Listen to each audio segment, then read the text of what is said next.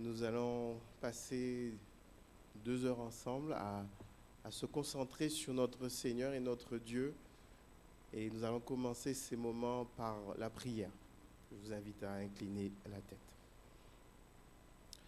Seigneur éternel, Dieu de gloire, Dieu tout-puissant, Dieu 3 fois saint.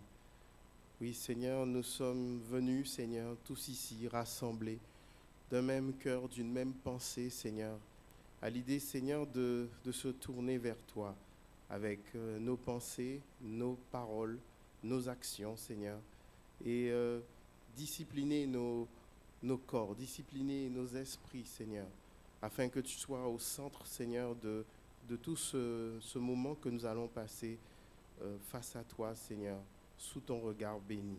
Sois glorifié en ces moments, au nom de Jésus. Amen. Notre Dieu est un Dieu tout-puissant.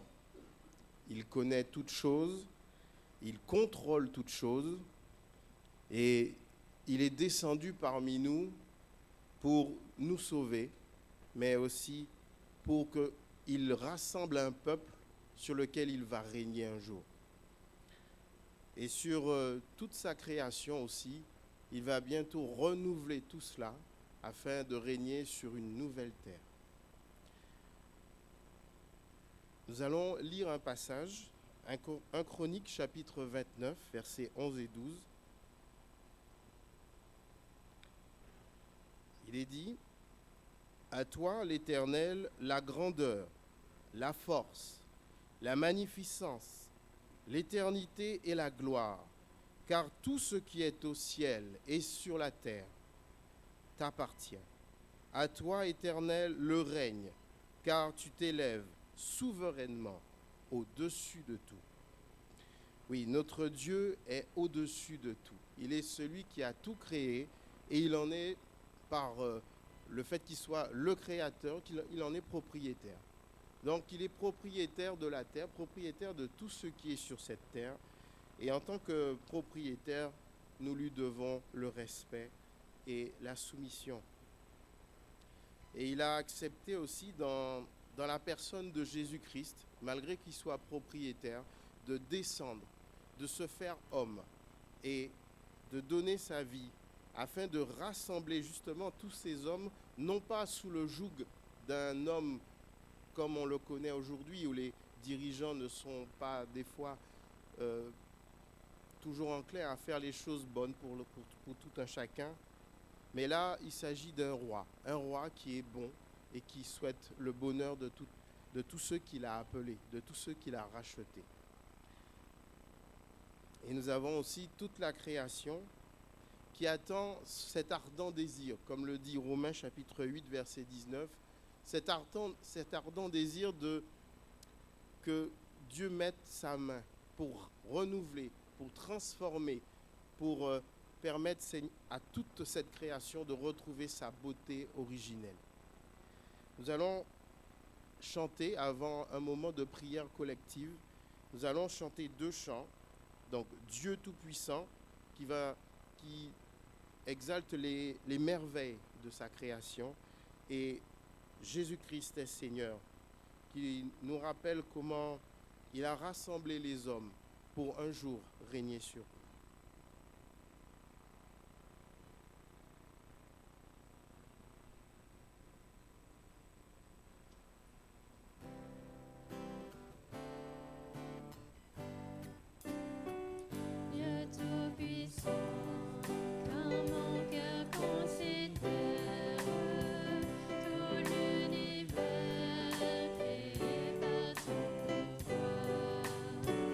Le ciel d'azur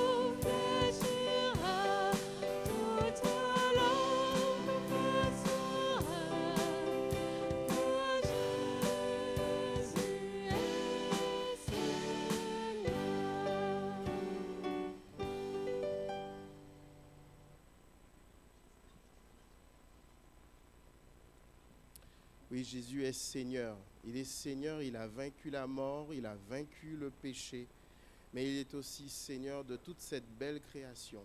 Je vous invite donc à incliner vos têtes et que chacun puisse élever la voix sur un petit moment et je clôturerai. Et donc exaltons Dieu pour tous ses bienfaits. Pensons à toute sa création, à tous ses bienfaits et tout ce qu'il a fait pour nous.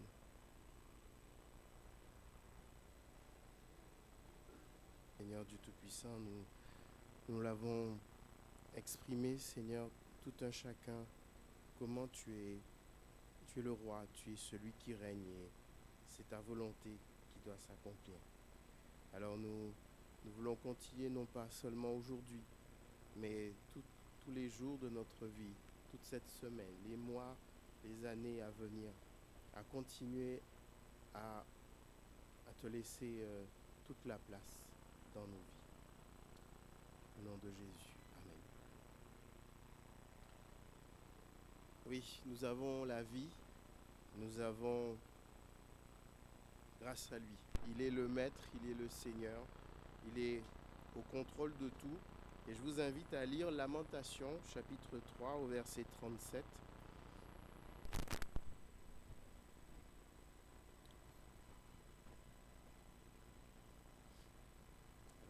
Il est dit, « Qui dira qu'une chose arrive sans que le Seigneur l'ait ordonnée? N'est-ce pas la volonté du Très-Haut que viennent les maux et les biens?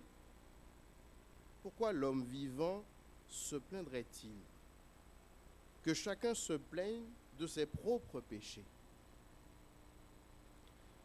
N'est-ce pas la volonté de Dieu?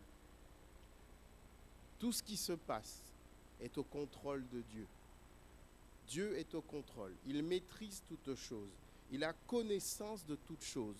Les temps, les événements sont entre ses mains. Il incline le cœur des rois, est-il écrit. C'est sa volonté qui s'accomplit. Et il fait ce qu'il veut. C'est sa volonté qui s'accomplit et c'est sa volonté que nous devons chercher aussi dans nos vies. À chacun d'entre nous devons chercher sa volonté dans le moindre détail de nos vies. Et nous allons chanter cela par deux autres chants. Donc notre Dieu, qui nous montre qu'il est maître de tout, et chercher d'abord le royaume de Dieu, parce qu'il nous donne toujours le meilleur.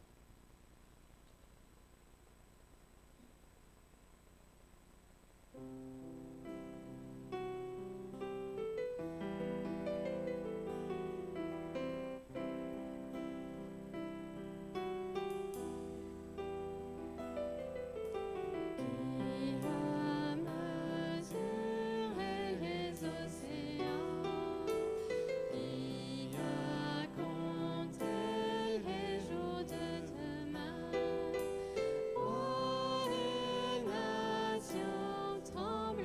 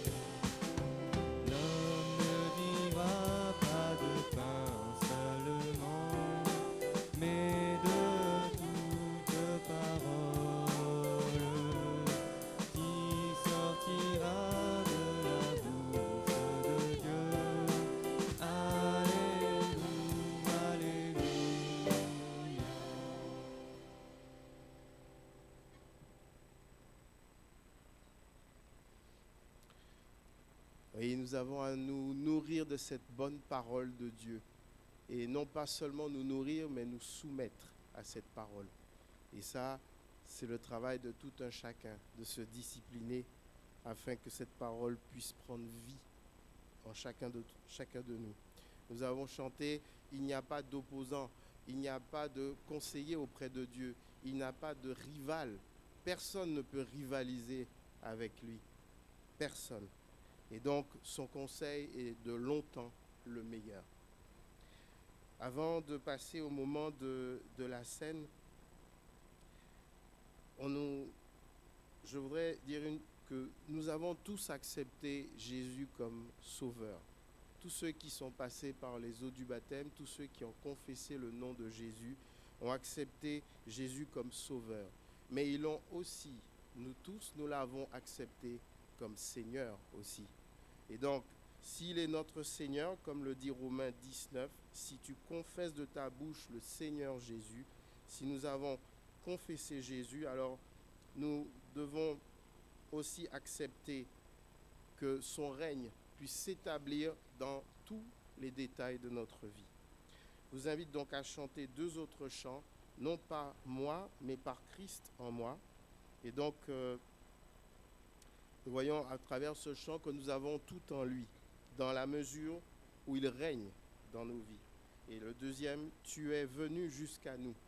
Donc nous sommes rachetés et nous lui appartenons. Il a tout droit sur nos vies.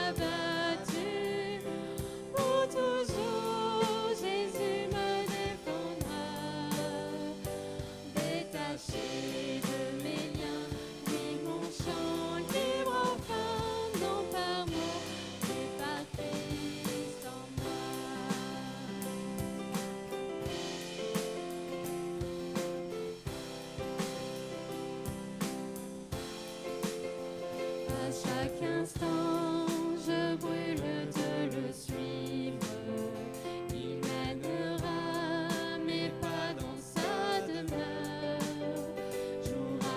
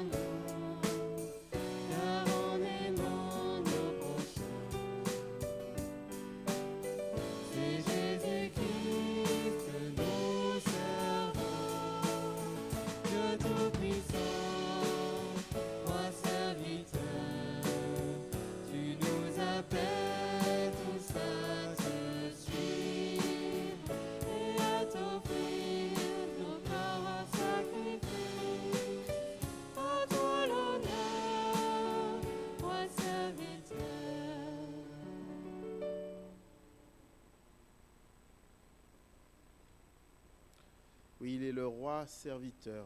Il est celui qui a accepté de mourir sur la croix et de nous donner aussi l'exemple d'être aussi des serviteurs.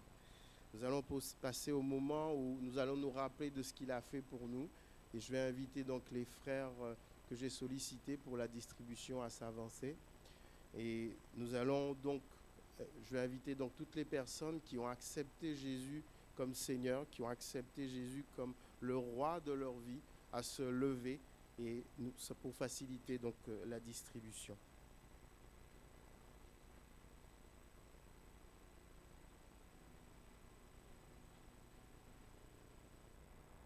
Seigneur notre Dieu, tu es descendu sur terre et tu as payé le prix qui nous était dû, et tu as été attaché à cette croix que nous méritions, et tu es allé jusqu'au bout, Seigneur. Tu as souffert pour nous et tu ne t'es pas arrêté là. Après être mort sur cette croix, tu es ressuscité 3 jours plus tard, et grâce à toi nous avons la victoire. Alors Seigneur, on prend ce pain en se rappelant de tout cela, en se rappelant de ton œuvre merveilleuse, magnifique, et de ce que tu représentes pour nous. Merci notre Dieu pour tout ce que tu as fait. Amen. Prenons le pain.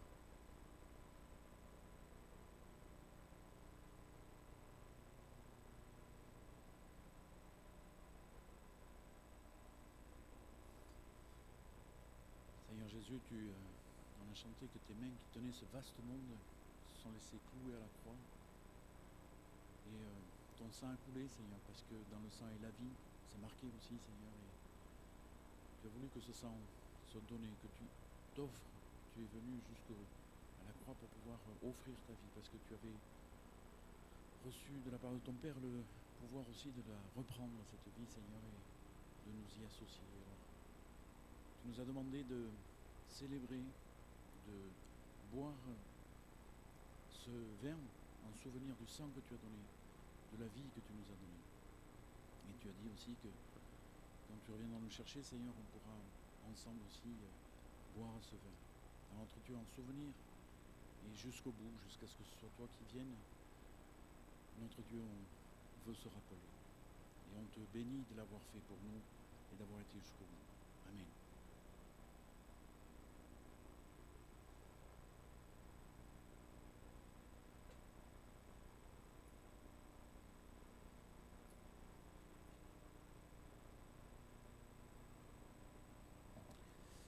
Pendant que nos frères ramassent les coupelles, donc nous avons... Vous pouvez vous asseoir. Pardon. On va aussi remettre le moment du message entre les mains de Dieu. Et aussi, il y aura l'école du dimanche avec donc Paul et Paul et Paul, voilà, et Marianne et Noah, la petite Noah. Voilà, on va prier. Seigneur éternel, Dieu Tout-Puissant, ta parole, Seigneur, nous fait du bien et nous voulons être attentifs, Seigneur. Donne-nous d'être concentrés, Seigneur, ne pas avoir l'esprit ailleurs, mais d'avoir l'esprit concentré sur ton message, sur ta parole, et remplis ton serviteur de ton esprit afin qu'il puisse parler, avoir les mots justes, Seigneur, pour toucher les cœurs. Sois glorifié et béni, Père, au nom de Jésus. Amen.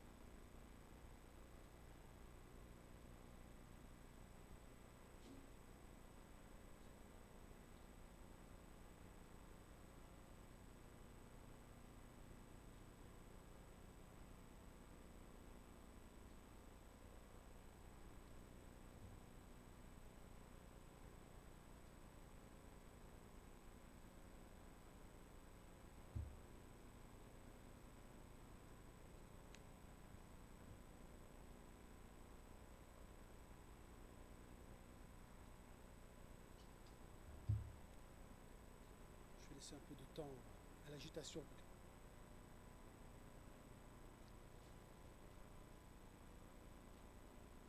Bonjour donc à tous et à toutes. Bonsoir.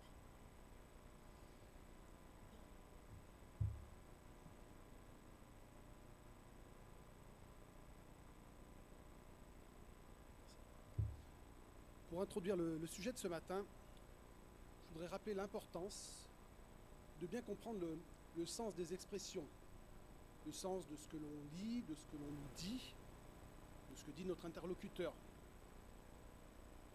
Alors pour cela, je vais prendre un exemple simple. Dans le cadre de mon métier, je suis amené à être en contact avec des animaux, notamment des vaches, qui ne sont pas toujours enthousiastes à l'idée de me voir intervenir sur leur personne. Aussi, parfois, au moment de réaliser soit une prise de sang ou une auscultation sur l'une d'entre elles, il est important pour moi de bien comprendre les précisions que peuvent m'apporter éventuellement l'éleveur, le propriétaire. S'il me dit « fais attention, celle-là elle est un peu vive, elle a du gaz », ça ne veut pas dire qu'elle a des flatulences et qu'il faut que je me bouche le nez, mais plutôt qu'il y a un petit risque qu'elle essaye de me flinguer. Et donc pour mon intégrité physique, il est assez important que j'intègre bien ce concept et que je comprenne bien ce que mon éleveur veut dire. Et ce qui est valable pour la vie séculière est aussi très important en ce qui concerne la vie spirituelle. Et bien intégrer certaines notions théologiques est nécessaire pour mieux comprendre l'œuvre de Christ et pour mieux grandir dans notre foi. Mais les termes utilisés sont parfois difficiles à cerner et à bien comprendre. On appelait cela chez moi, quand j'étais plus jeune, le patois de Canaan. C'est-à-dire un langage, un idiome un peu particulier qui était vraiment en relation avec la sphère spirituelle. Et parfois ces termes sont incompris ou mal compris en tout cas. Ainsi, personnellement, j'ai longtemps imaginé que l'expression « Christ, mon Rédempteur » signifiait « Christ, mon roi ». Rédempteur ou empereur, ça sonnait un peu pareil. Et puis il y avait la racine ré, de règne, de royaume. Alors s'il n'y a rien de choquant à dire que Christ est roi, que Christ règne, ce n'est cependant pas le sens du mot rédempteur. Rédempteur, ça vient du latin redimere, qui veut dire racheter, délivré par le paiement d'une rançon. Le Rédempteur, c'est le Goël de l'Ancien Testament, c'est Josias qui nous en a parlé à l'occasion de Ruth. C'est celui qui a le droit de rachat. Dire que Christ est mon Rédempteur, ça signifie c'est lui qui est venu sur le marché aux esclaves, où j'étais exhibé, sur le marché aux esclaves où j'étais prisonnier de mon péché et du diable, qu'il a payé ma rançon au prix de son sang, qui m'a libéré, qui m'a racheté pour lui et qui m'a introduit dans sa maison, où maintenant je lui appartiens. Alors Christ mon Rédempteur, c'est encore tout autre chose que Christ mon roi. Et on pourrait multiplier les exemples. Ça évoquera sûrement quelque chose à beaucoup par ici. Mais j'ai grandi dans un réseau d'églises évangéliques où nous chantions dans un recueil des cantiques avec des expressions qui étaient parfois un peu anciennes, un peu désuètes peut-être même. Et en tout cas très peu explicites pour un enfant. Je vois Véro qui rigole, pour une fois que je ne parle pas d'elle. Ainsi, quand j'étais jeune, je chantais avec enthousiasme « Au nom de Jésus-Christ, notre Saint propitiatoire », en n'ayant aucune idée de ce que ça voulait dire. À part que ça rime avec gloire, c'est à peu près tout ce que je pouvais en comprendre. Et pourtant, lorsqu'on saisit le sens exact, c'est très profond. Aussi, ce matin, je vous propose de regarder à deux expressions peu courantes dans notre langage de tous les jours, mais qui ont un sens spirituel primordial. L'expiation et la propitiation. Alors dit comme ça, je vous l'accorde, c'est pas très parlant, mais on va développer un petit peu ça. Puis comme je suis ambitieux, on va le faire sur 2 dimanches. On va commencer aujourd'hui et on terminera dimanche prochain. Je vais d'abord vous donner une définition rapide de ce que c'est, puis on va aller voir dans l'Ancien Testament ce que cela représente, avant de nous attacher dimanche prochain vraiment au cœur du message, aux conséquences, aux implications dans nos vies depuis la venue et la mort de Jésus-Christ sur la croix. Alors, je vais vous donner d'abord les définitions. Ces définitions sont sorties de... Alors, on a discuté ça aussi avec Josias et Georges, je crois, aucun, du nouveau dictionnaire biblique. Alors, il est nouveau, mais ça fait 30 ans que je l'ai, mais il est toujours nouveau. Mais je vais vous donner quand même les explications qu'il en donne. L'expiation, ça vient de l'hébreu kafar, ça veut dire couvrir. Ça prend le sens d'ôter, d'effacer, d'expier. Ainsi, un péché qui est expié est un péché qui est soustrait à la vue de Dieu, qui est couvert. Et l'origine de l'expiation, c'est le principe de la sanction. Dieu ne tient pas le coupable pour innocent. Le mal doit être puni, la faute, le péché doit être expié, doit être couvert. La propitiation. La propitiation, ça vient aussi du terme hébreu kafar. Et c'est lié au terme kofer. Kofer, c'est le couvercle. Et ça signifie exactement l'acte d'écarter la colère par l'offrande d'un don. C'est le fait de rendre favorable, de rendre propice, c'est-à-dire pour Dieu miséricordieux, favorablement disposé à l'égard du pécheur. L'expiation, c'est donc couvrir la faute. La propitiation, c'est l'acte de rendre Dieu favorable. Et l'enseignement du Nouveau Testament, il rejoint et il confirme celui de l'Ancien Testament concernant à la fois la gravité du péché, la colère de Dieu, mais aussi sa grâce et la façon dont il pourvoit de sa propre initiative au moyen d'user de miséricorde envers le pécheur et donc de le sauver du jugement et de couvrir son péché. Nous allons donc d'abord voir dans l'Ancien Testament, puis dans le Nouveau Testament, quels sont les moyens par lesquels Dieu pourvoit donc à l'expiation et à la propitiation vis-à-vis du pécheur. Comment il punit le péché, comment il efface notre dette et comment il nous réconcilie envers lui. Alors je vais d'abord vous donner le contexte général.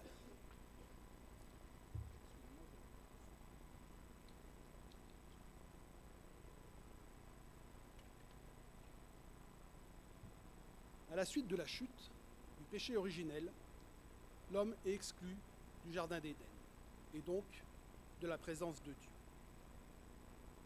Et Dieu place les chérubins de la gloire, armés d'une épée flamboyante, à l'entrée du jardin, pour éloigner l'homme définitivement. Voilà donc le cadre de départ. Cependant, le désir de Dieu est de retrouver une intimité avec sa créature. Et il va choisir un peuple, le peuple juif ou le peuple hébreu, le peuple d'Israël, qu'il va racheter de l'esclavage, qui va libérer miraculeusement et au milieu duquel il désire habiter. Et pour cela, il va lui demander de lui construire une habitation, le tabernacle. Une habitation dans laquelle il fera résider sa présence glorieuse. Alors, comment est fait ce tabernacle ? D'abord, on a un grand parvis, comme une grande cour, un endroit qui est accessible à tous, avec à l'intérieur de cette cour un autel pour offrir des sacrifices,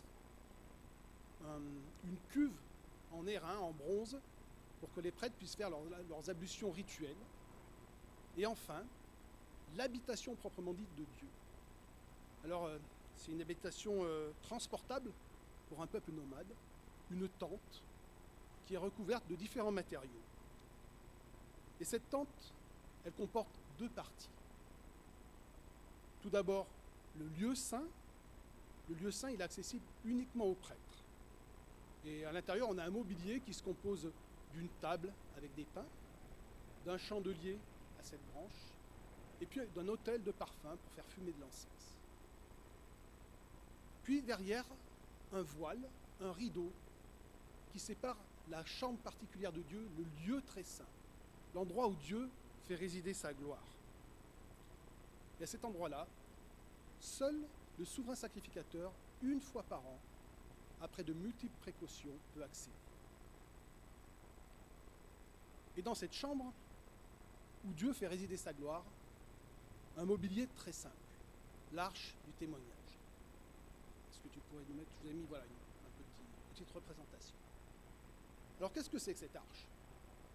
L'arche, c'est un coffre en bois, plaqué en or, qui contient 3 choses. Un vase rempli de manne, la nourriture du peuple dans le désert, le bâton d'Aaron qui a refleuri, et enfin et surtout, les tables de la loi, gravées du doigt de Dieu dans la pierre. Ces tables de la loi, ça représente en quelque sorte la constitution du peuple d'Israël. Ce sont les 10 commandements, les standards de Dieu, en quelque sorte. Mais elles sont aussi la condamnation de l'homme naturel. Parce que l'homme naturel est incapable d'obéir à ses lois et donc de respecter ses engagements d'alliance avec Dieu.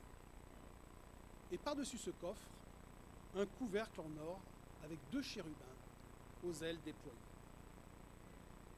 Ce couvercle se nomme en anglais le mercy seat, excusez l'accent, le mercy seat, le siège de la miséricorde. En français, le propitiatoire. Et dans le prolongement de ce propitiatoire, les chérubins de la gloire. Vous vous souvenez? Ceux qui étaient armés d'une épée à l'entrée du jardin et qui avaient tenu l'homme éloigné de l'arbre de vie et du jardin d'Éden. Des chérubins qui auraient dû transpercer l'homme assez téméraire pour se tenir dans la présence de Dieu. Mais ici, ils sont désormais désarmés. Et ils regardent vers le centre du couvercle, vers le propitiatoire, où a été aspergé le sang de l'expiation. Et ce sang s'interpose entre les tables de la loi, dans le coffre, qui résument les exigences de Dieu, et les chérubins, qui représentent son juste jugement. Et ce sang, qui est répandu sur le propitiatoire, montre que la mort de la victime expiatoire a pleinement satisfait la loi et la justice divine. Expiation et propitiation sont donc intimement liés dans ce lieu. Mais maintenant, on va regarder plus précisément à ce qui a précédé à l'aspersion du sang sur le propitiatoire. Pour cela, il va nous falloir nous rendre dans le grand jour des expiations et donc ouvrir une partie de l'Ancien Testament qui, je n'en doute pas, est votre chapitre favori. On va se rendre dans le Lévitique. Lévitique, 3e livre de vos Bibles. Plus précisément, dans le chapitre 16.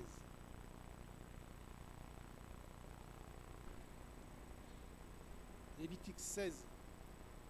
Nous allons lire les versets 29 à 34.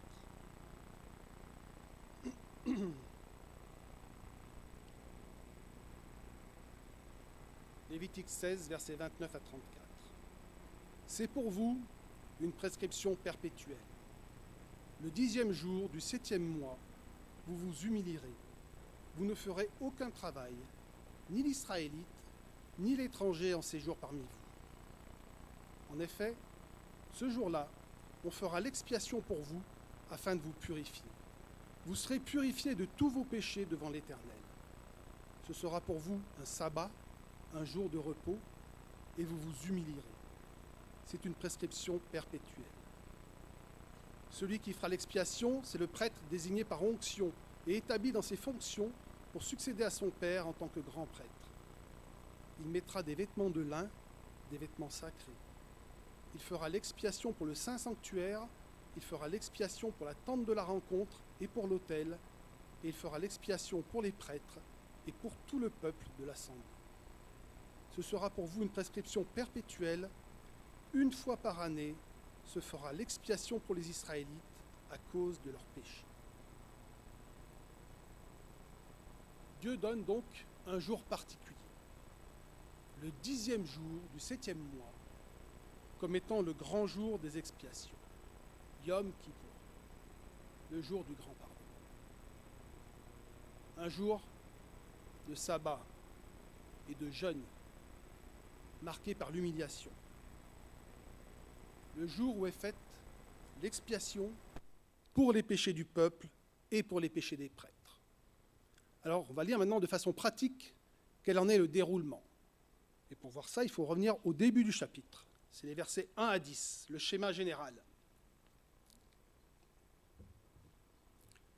L'Éternel parla à Moïse après la mort des 2 fils d'Aaron qui étaient morts en se présentant devant l'Éternel. L'Éternel dit à Moïse, « Dis à ton frère Aaron de ne pas entrer à n'importe quel moment dans la partie du sanctuaire située derrière le voile, devant le propitiatoire qui recouvre l'arche, sinon il mourrait. En effet, j'apparaîtrai dans la nuée sur le propitiatoire.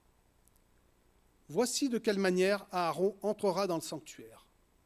Il prendra un jeune taureau pour le sacrifice d'expiation et un bélier pour l'holocauste.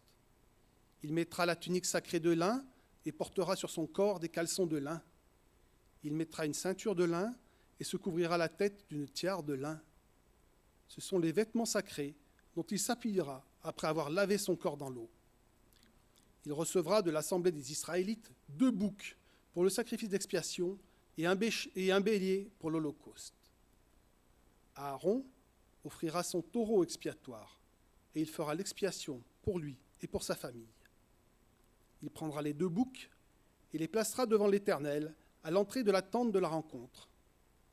Il tirera au sort entre les 2 boucs. L'un sera pour l'Éternel et l'autre pour Azazel. Il fera approcher le bouc tiré au sort pour l'Éternel et il l'offrira en sacrifice d'expiation. Le bouc tiré au sort pour Azazel sera placé vivant devant l'Éternel afin de servir à faire l'expiation et d'être lâché dans le désert pour Azazel. Alors Dieu maintenant donne, par l'intermédiaire de Moïse, donne le contexte de ce qui se passe ici.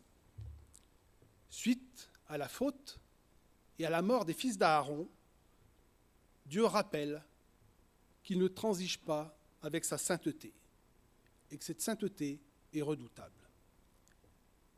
Et il redéfinit dans quelles conditions draconiennes le souverain sacrificateur va pouvoir exceptionnellement entrer dans sa présence une fois par an. Après un bain complet, Aaron, c'est son nom, doit revêtir des vêtements de lin et pas sa tenue officielle glorieuse. Puis, après avoir offert un sacrifice pour lui-même et pour la sacrificature, il doit accomplir le rite d'expiation pour le peuple. Un rituel qui recourt à 2 boucs, dont les rôles sont différents. Après tirage au sort, l'un est offert en sacrifice d'expiation, alors que l'autre est chassé dans le désert. Et dans le texte, après le schéma général, vient la description détaillée du processus.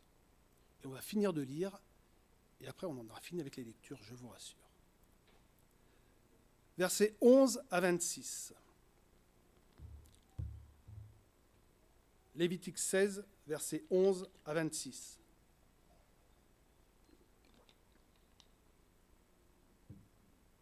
Aaron offrira son taureau expiatoire et fera l'expiation pour lui et pour sa famille. Il égorgera son taureau expiatoire, il prendra un brûle-parfum plein de charbon ardent pris sur l'autel devant l'Éternel et 2 poignées de parfum odoriférant en poudre, et il portera ces éléments derrière le voile. Il mettra le parfum sur le feu devant l'Éternel, afin que la nuée du parfum couvre le propitiatoire qui est sur le témoignage, et il ne mourra pas. Il prendra du sang du taureau et fera l'aspersion avec son doigt sur le devant du propitiatoire du côté est. Il fera avec son doigt 7 fois l'aspersion du sang devant le propitiatoire. Il égorgera le bouc expiatoire pour le peuple et il emportera le sang derrière le voile. Il fera avec ce sang comme il a fait avec le sang du taureau. Il en fera l'aspersion sur le propitiatoire et devant le propitiatoire. C'est ainsi qu'il fera l'expiation pour le sanctuaire à cause des impuretés des Israélites et de toutes les transgressions par lesquelles ils ont péché. Il fera de même pour la tente de la rencontre qui est établie avec eux au milieu de leurs impuretés. Il n'y aura personne dans la tente de la rencontre lorsqu'il entrera pour faire l'expiation dans le sanctuaire jusqu'à ce qu'il en sorte. Il fera l'expiation pour lui et sa famille, ainsi que pour toute l'assemblée d'Israël. Lorsqu'il sortira, il ira vers l'autel qui est devant l'Éternel, et il fera l'expiation pour l'autel. Il prendra du sang du taureau et du bouc, et il en mettra sur les cornes du pourtour de l'autel. Il fera avec son doigt 7 fois l'aspersion du sang sur l'autel. Il le purifiera et le reconsacrera à cause des impuretés des Israélites. Lorsque Aaron aura fini de faire l'expiation pour le sanctuaire, pour la tente de la rencontre et pour l'autel, il fera approcher le bouc vivant. Il posera ses 2 mains sur la tête du bouc vivant et confessera sur lui toutes les fautes des Israélites et toutes les transgressions par lesquelles ils ont péché. Il les mettra sur la tête du bouc, puis il le chassera dans le désert avec l'aide d'un homme prêt pour cette fonction. Le bouc emportera avec lui toutes leurs fautes dans une terre aride. Il sera chassé dans le désert. Aaron entrera dans la tente de la rencontre. Il quittera les vêtements de lin qu'il avait mis en entrant dans le sanctuaire et les déposera là. Il lavera son corps avec de l'eau dans un endroit saint, puis il reprendra ses vêtements. Puis il sortira, offrira son holocauste et l'holocauste du peuple, et fera l'expiation pour lui et pour le peuple. Il brûlera sur l'autel la graisse de la victime expiatoire. Celui qui aura chassé le bouc pour Azazel lavera ses vêtements et lavera son corps dans l'eau. Après cela, il rentrera dans le camp. Tout un rituel complexe donc. Après un bain complet, Aaron se revêtait de ses vêtements de lin et non pas de ses vêtements glorieux. Il devait ensuite offrir en sacrifice pour lui et pour sa maison, pour sa sacrificature, un taureau. Ensuite, événement unique dans l'année, avec le sang du taureau, Aaron pouvait pénétrer au-delà du voile de séparation entre le lieu saint et le lieu très saint, après avoir pris avec lui 2 poignées de parfum et des charbons ardents sur l'autel des holocaustes. Alors, environné d'une nuée d'encens, Aaron avait le droit de s'approcher de l'arche de l'alliance, du propitiatoire, sur lequel il faisait aspersion du sang du taureau pour son propre péché. Ensuite seulement, purifié, Aaron ressortait et pouvait ensuite offrir le sacrifice d'expiation pour le péché du peuple. Et pour cela, il prenait le bouc sur lequel était tombé le sort. Et il renouvelait avec le sang de ce bouc tout le rituel d'expiation pour le péché du peuple tout entier. Enfin, il prenait le bouc sur lequel était tombé le sort pour Azazel, il confessait sur lui tous les péchés du peuple, lui imposait les mains et le chassait dans un lieu désertique à l'aide d'un homme préposé à cette tâche. Alors, après avoir ôté ses vêtements de lin, qu'il ne reprendrait que dans un an, il revêt de nouveau ses vêtements glorieux. Et ainsi habillé, il sort du sanctuaire, porteur de la bonne nouvelle du pardon pour le peuple tout entier. Yom Kippour, le jour du grand pardon. Tout un rituel complexe qui était déployé 1 fois par an afin de réassurer au peuple le pardon de Dieu pour un an de plus. Un rituel par lequel était fait à la fois l'expiation du péché, Dieu juge le péché sur le bouc sacrifié, la propitiation, Dieu voit le sang versé et sa colère est apaisée, et le pardon et l'éloignement définitif des péchés par le bouc Azazel qui est chassé au loin. Le péché est couvert, il est soustrait à la vue de Dieu, et Dieu peut résider 1 an de plus au milieu de son peuple. Alors maintenant, une fois qu'on a remis dans son contexte, une fois qu'on a expliqué à la fois le déroulement, le sens de ce qui se passe, quels enseignements pratiques pouvons-nous en tirer, pouvons-nous sortir de ce passage ? pour nous aujourd'hui, pour notre compréhension aujourd'hui, au XXIe siècle, de ce qui se passait à l'époque, pour notre compréhension de qui est Dieu, pour notre compréhension du sens du sacrifice de Christ. Alors, je vous l'ai déjà dit, le cœur du message, ça sera vraiment dimanche prochain, mais on va sortir quand même quatre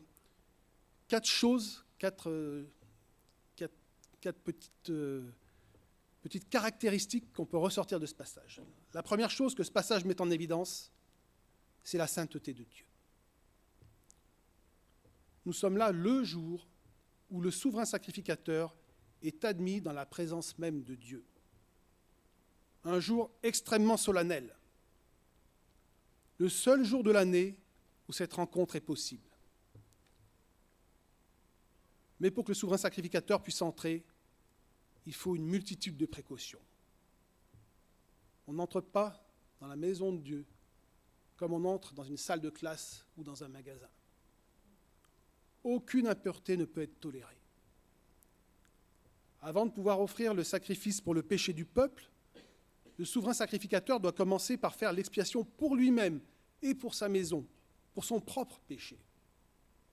Ensuite seulement, il peut alors faire l'expiation pour le peuple lui-même, mais aussi pour le sanctuaire, pour le mobilier qui a été souillé par le contact avec les prêtres. Enfin, il va finir par faire la purification de l'autel qui est à l'extérieur, l'autel des holocaustes qui est à l'extérieur du sanctuaire. Et on voit que la purification, elle commence depuis le lieu très saint pour se répandre petit à petit tout autour. Alors, peut-être que le comparatif n'est pas génial, mais c'est un peu comme, vous savez, je ne sais pas si vous avez déjà vu la Reine des Neiges, quand le printemps apparaît et se répand et gagne partout sur les terres qui sont désertiques et environnées de brume. C'est comme une tache d'huile qui se répand. Dieu est totalement saint, tellement séparé du péché que la purification du péché est indispensable et qu'elle doit commencer par sa maison. Et le seul moyen d'expiation, c'est l'effusion de sang. Le sang d'un sacrifice doit être répandu sur le tabernacle et notamment sur le couvercle. C'est Hébreux qui nous dit, je peux nous mettre David s'il te plaît. Hébreux 9, 22 qui nous dit « Or, d'après la loi, presque tout est purifié avec du sang, et s'il n'y a pas de sang versé, il n'y a pas de pardon. » Dieu donc est saint, et ce qui est appelé à être en contact avec lui doit être purifié. C'est la première chose qui sort vraiment de ce passage. Mais tout cela nous renvoie au problème du péché et à sa conséquence première, la séparation d'avec Dieu. Tout au long de l'année, l'accès à la sainte présence de Dieu est impossible. Dieu reste caché derrière le voile. On l'a vu, le souverain sacrificateur lui-même, une fois par an, ne pouvait accéder qu'avec le sang des victimes et entouré d'un nuage d'encens. La présence de Dieu reste inaccessible. Le problème du péché doit d'abord être réglé par l'effacement de la dette. Un bouc est sacrifié, la justice est ainsi rendue. Puis, les péchés sont transférés par l'imposition des mains sur un autre bouc et ils sont éloignés de la face de Dieu. Il y a eu substitution et propitiation. Le souverain sacrificateur peut de nouveau revêtir ses vêtements glorieux. Il a été pardonné et il est restauré. Il peut à nouveau se tenir devant Dieu pour le peuple, mais le voile demeure et Dieu reste caché. Nous avons un Dieu saint, nous avons un Dieu qui est séparé d'avec sa créature, mais nous voyons aussi un Dieu qui est glorifié et qui est glorifié par le moyen de sa grâce. Dieu, dans ce passage, est glorifié en exerçant sa grâce, une grâce qui justifie et une grâce qui pardonne. Et ce passage met en évidence deux pans de la personne de Dieu. Sa justice absolue et son amour parfait. Sa justice absolue est satisfaite par le sang de l'expiation. Les péchés du peuple sont couverts, et alors, son amour parfait peut se manifester par le pardon des péchés et par leur éloignement par le bouc Azazel. C'est la propitiation. Dieu ne se contente pas de nous pardonner, il nous justifie aussi. Il efface notre casier judiciaire. De la même façon qu'il efface le casier judiciaire du peuple, qu'il prend les péchés et qu'il les éloigne au loin. La gloire de Dieu éclate, il peut alors manifester sa miséricorde et sa grâce sans renoncer à sa justice et à ce qui fait l'essence de son être. Tu peux nous mettre Exode 34. Dieu passe devant Moïse et il s'écrie « L'Éternel, l'Éternel est un Dieu de grâce et de compassion. Il est lent à la colère, riche en bonté et en vérité. Il garde son amour jusqu'à 1000 générations. Il pardonne la faute, la révolte et le péché, mais il ne traite pas le coupable en innocent. Et il punit la faute des pères sur les enfants et les petits-enfants jusqu'à la 3e et à la 4e génération. Il pardonne la faute, la révolte et le péché, mais il ne traite pas le coupable en innocent. Dieu est un Dieu de grâce et de miséricorde, mais il doit aussi exercer sa justice. Et dans ce passage, la gloire d'un Dieu juste et son amour éclatent. Et enfin, la dernière chose qui est fondamentale à revoir là-dedans, c'est le rôle central du souverain sacrificateur. Le personnage central de ce récit, c'est lui. C'est lui le rouage essentiel par lequel Dieu va pouvoir à la fois exercer sa justice et répandre sa grâce sur le peuple. C'est le souverain sacrificateur qui remplit ce rôle. C'est lui qui a le rôle principal. Sans lui, l'expiation du péché du peuple, le pardon de Dieu et la réconciliation sont impossibles. Le peuple en lui-même ne remplit aucun rôle dans ce processus. La seule nécessité, c'est l'appropriation individuelle du salut par la foi. Ce n'est ni par l'obéissance à un rituel complexe religieux, ni par ses œuvres que l'Israélite pieux reçoit l'assurance du pardon de Dieu. Ce n'est qu'en répondant à un appel à se confier dans la personne du souverain sacrificateur, dans son œuvre en sa faveur et dans la promesse de pardon que ce souverain sacrificateur lui rapporte de la part de Dieu. Et il est frappant de voir que cette œuvre du souverain sacrificateur en sa faveur a un préalable. Vous les avez vus, c'est les versets 29 et 31. Le verset 29, l'humiliation et la repentance. Et ça a aussi des conséquences. Verset 31, le repos et le sabbat. Alors, sans vouloir spoiler ce que nous allons développer la semaine prochaine, nous savons qui remplit pour nous aujourd'hui ce rôle du souverain sacrificateur. Jésus-Christ, l'agneau de Dieu. Celui qui a été à la fois le sacrificateur et le sacrifice pour le péché. Celui qui a mis en lumière la sainteté de Dieu en vivant une vie parfaite, sans péché, mais qui nous a aussi réconciliés avec Dieu, qui nous a donné cette position intime d'enfant de Dieu, en mourant pour notre péché. Celui qui nous a rapprochés, nous qui n'étions pas son peuple.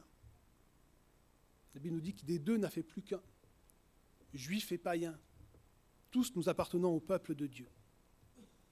Jésus-Christ, lui qui a glorifié Dieu par sa vie entière, mais aussi par sa mort sur la croix comme sacrifice expiatoire, qui a pleinement manifesté la justice de Dieu et la grâce de Dieu.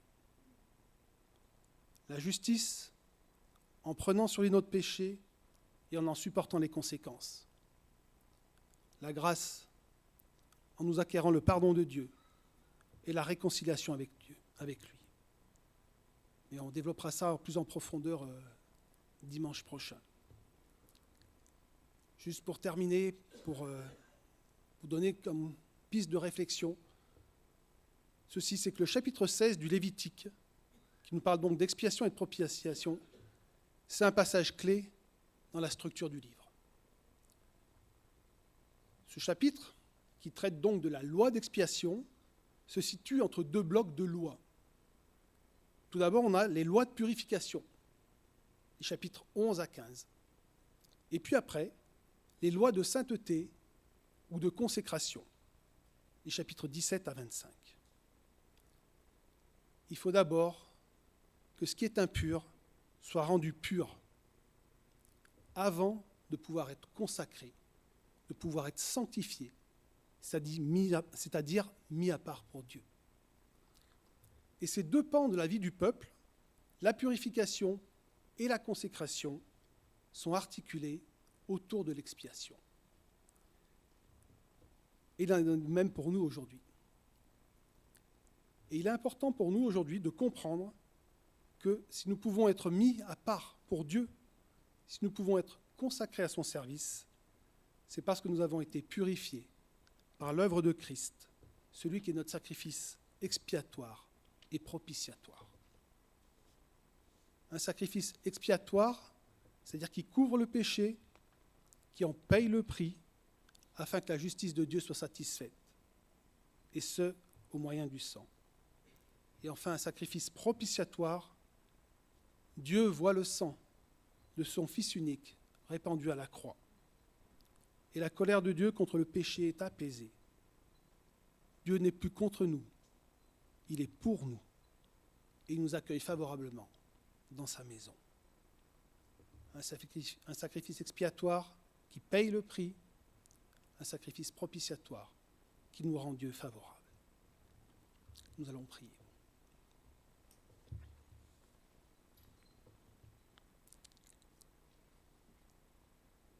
Seigneur notre Dieu, c'est un grand privilège pour vous de pouvoir nous tenir devant ta face. Et en lisant un peu ces passages, Seigneur, nous comprenons que ce privilège n'a rien d'évident. Nous voyons ces Israélites qui devaient renouveler année après année un rituel complexe qui comprenait à la fois l'expiation pour leurs péchés et le fait de te rendre de nouveau favorable envers eux. Et nous voyons que nous, aujourd'hui, nous sommes au bénéfice d'une œuvre autrement plus grande, l'œuvre de Christ sur la croix. Nous savons que si nous pouvons nous tenir sans crainte devant ta face, notre Dieu, c'est parce que c'est toi qui as répondu à notre besoin. C'est toi qui es descendu de ton ciel de gloire pour venir dans la personne de Jésus-Christ, pour venir mourir sur une croix et payer le prix de notre péché, Seigneur. C'est toi qui as fait l'expiation pour nos fautes. Nous avons conscience que nous ne pouvions par nous-mêmes rembourser cette dette. Tu es venu, toi, prendre sur toi tous nos péchés présents, nos péchés futurs. Tu les as portés en ton corps sur le bois. Et ton sang a coulé. Et ce sang maintenant est ce lien de cette nouvelle alliance entre Dieu et nous. Ce sang par lequel nous sommes déclarés justifiés. Et non seulement nous sommes justifiés, mais nous sommes pardonnés. Et non seulement nous sommes pardonnés, mais nous sommes approchés. Et plus que cela encore, introduits dans ta présence. Nous devenons le temple du Saint-Esprit. Et toi-même, ce grand Dieu infini, tu viens habiter dans chacun de nous. C'est une chose qui nous dépasse, c'est une chose qui nous remplit de reconnaissance. Mais nous voulons avoir conscience toujours que le prix que tu as dû payer est un prix immense, Seigneur. Nous te remercions de ce que tu as accepté de faire cela pour nous, Seigneur. Nous t'exaltons, nous exaltons ton nom, nous exaltons l'œuvre de la croix, et nous voulons te rendre toute la gloire. Que le nom de Jésus-Christ soit élevé. Amen.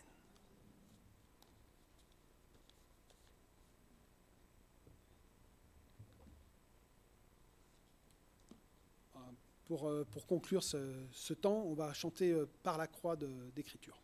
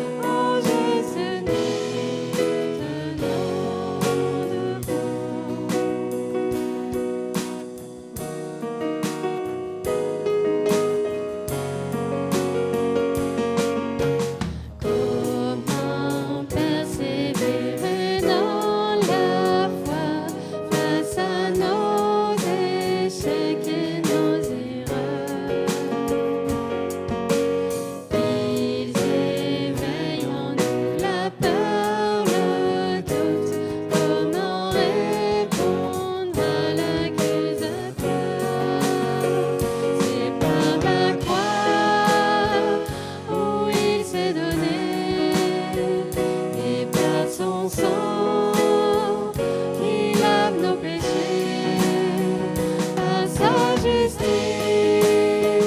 compte pour nous, en Jésus nous tenons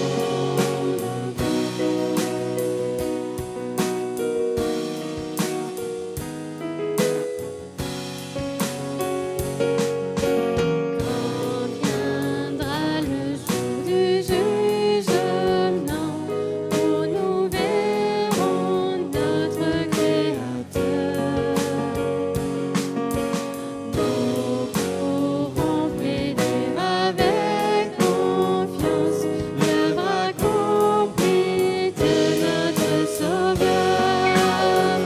C'est par la croix où il s'est donné, et par son sang qu'il lave nos péchés, par sa justice, compte pour nous, en Jésus nous tenons debout.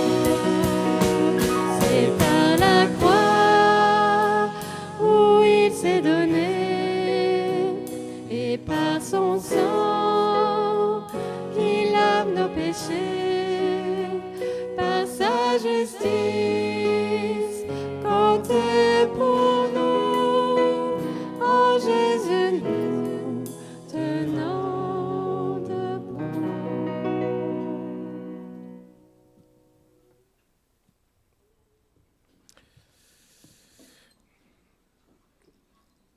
Donc nous l'avons bien compris, le péché, ce n'est pas quelque chose d'anodin, c'est quelque chose de grave.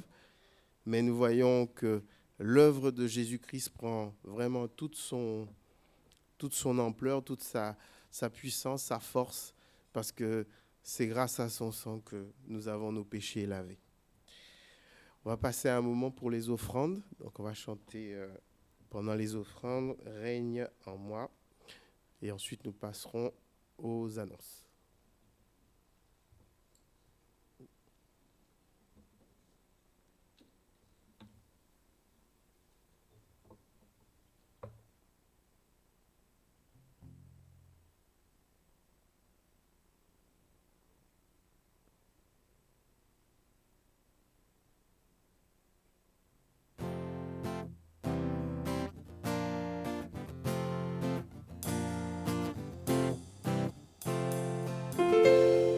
Libre de nos chaînes, nous marchons vers toi. Ta main souveraine affermit nos pas, armés de lumière, couronnées d'éclat. Soyons sur la terre, messagers de joie. Alléluia, que ton règne vienne. Maranatha, viens Jésus, règne en moi. Proclamons sa grâce au creux de la nuit. Recherchons sa face au cœur de sa vie. Célébrons sa gloire, bannissons la peur.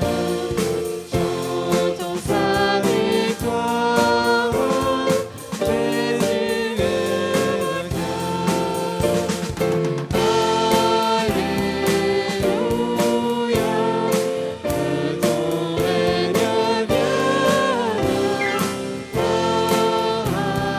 Maranatha, viens Jésus, règne en moi.